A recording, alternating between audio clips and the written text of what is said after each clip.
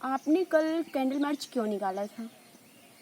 देखिए बेटा, भारत देश में बच्चियों पर इतना कहर हो रहा है, उनके साथ इतना उत्पीड़न हो रहा है और उस उत्पीड़न का इंतहा समझ में नहीं आता है। जैसे सरकार ने, आज जो सरकार है वर्तमान में, ये घोषणा करती थी कि बेटी बचाओ बेटी पढ़ाओ, इसने नारा दिया, लेकिन वो नारे जो थे थोथे निकलते दिखाई दे रहे हैं। अभी जो तमाम घटनाएं हुई, ताजा घटनाएं हम आपको बता रहे हैं कि हाथरस में सीमा मनीषा वाल्मीकि के साथ घटना घटी और बलरामपुर में वंदना लड़की है नाम, उसके साथ अभद्र घटनाएं घटी जो असह्य हो गया, सहन नहीं हो रहा था। तो समाज के लोगों ने मिल करके जो है, कल हमने सरकार को चेताने का काम किया, कैंडल मार्च निकाल करके। उसको दिखाई नहीं देता है, ये जो घटनाएं हो रही हैं, जो हमारी बेटियां पीड़ित हो रही हैं, उनके साथ दुराचार हो रहा है, बदतमीजी हो रही है, उसी को सरकार को बताने के लिए हमने कैंडल मार्च निकाला है, कि सरकार की समझ में आ जाए। तो सर इस पर न्याय कब तक मिलेगा? देखिए, न्याय तो मेरे हाथ में बेटा है नहीं, न्याय तो सरकार को करना है। जनता इंतजार कब तक करेगी मैं नहीं कह सकता हूँ, जनता को खुद न्याय लेना पड़ेगा। जब हमारे जनता के सामने जो समस्याएं आकर के खड़ी हैं, बेटियों की इज्जत आबरू सुरक्षित नहीं है, हमारी बेटियां सुरक्षित नहीं हैं, तो इसके लिए जनता को तैयार होना पड़ेगा, इस सरकार को हटाने के लिए तैयार होना पड़ेगा। जैसे आज की घटना हम देख रहे हैं कि पीड़िता से जो मिलने जा रहा है उससे मिलने नहीं दिया जा रहा है। सरकार अपनी कमियों को छुपाने का काम कर रही है।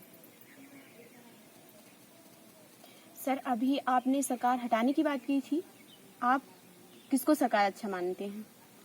देखिए, मेरी व्यक्तिगत जहाँ तक बात है, मैं राजनेता नहीं हूँ, हम तो सामाजिक काम करते हैं, जनता का काम करते हैं। अभी तक हमारे जीवन में जब से मैं समझने लगा हूँ, हमको सबसे बढ़िया सरकार बहन जी की दिखी। जवाबदेही बहन जी समझती थी सरकार में रह करके कि जनता को हमें जवाब देना है हर काम पर। उन्होंने जवाब दिया है, काम अच्छा किया है। कोई घटना घटती थी तो उस पर तुरंत निर्णय होता था। बड़े बड़े माफिया लोग जेल के सलाखों के पीछे गए हैं। अब किसका नाम हम गिनाएं? नाम नहीं गिनाना चाहिए। नाम गिनाने से थोड़ा सा लोगों को बुरा लगता है कि हमको बदनाम कर रहे हैं, तो मैं किसी को बदनाम नहीं करना चाहता। मेरी नियत में कोई ऐसी बात नहीं कि मैं किसी जाति को, किसी धर्म को हम बदनाम करें। इस सरकार में दलित समाज, पिछड़ा समाज, माइनॉरिटी समाज सुरक्षित नहीं है। कितने बड़े बड़े घटनाएं घटाए जा रहे हैं इस समाज के ऊपर, और ये सरकार जो है बिल्कुल झूठी है। सर, आप ऐसे दावे के साथ कैसे कह सकते हैं? ये समाज में दिखाई पड़ रहा है, यही मेरा दावा है। सर, जो घटना घटी है वो लड़के किस जात के थे? वो ठाकुर बिरादरी के थे। ठाकुर बिरादरी के थे? ठाकुर बिरादरी के थे। उसमें संदीप ठाकुर हैं, रवि ठाकुर हैं, लवकुश ठाकुर हैं और रामू ठाकुर हैं। ये चारों लड़के जो थे वो ठाकुर बिरादरी से हैं। जैसे एक समाज में धन बढ़ू मन बढ़ू का सवाल है, तो वो मन बढ़ू समाज से थे, धन बढ़ू समाज से थे। हाँ, वो गरीब को देखना नहीं चाहते हैं, जैसा लगता है। और भाई हिंदूवादी विचारधारा की सरकार थी, तो हिंदुओं पर तो कहर नहीं होना चाहिए था। कल सर आपने होलिका शब्द का प्रयोग किया था, उससे हाँ कल सर आपने कल होलिका शब्द का प्रयोग किया था, उससे घटना से क्या संबंध है? होलिका शब्द का प्रयोग हमने इसलिए किया कि जो हमारी बच्चियों के साथ जो घटना घटी, वो घटना जैसे हाथरस की घटना है, हाथरस की घटना में और बलरामपुर की घटना जो हुई है बच्चियों की, इस दोनों बच्चियों के शव को परिवार के लोग नहीं, पुलिस कर्मियों ने जलाया है। और वहाँ बलरामपुर की, वहाँ जो हाथरस की बेटी थी, उसको 2:30 बजे रात में जलाया गया।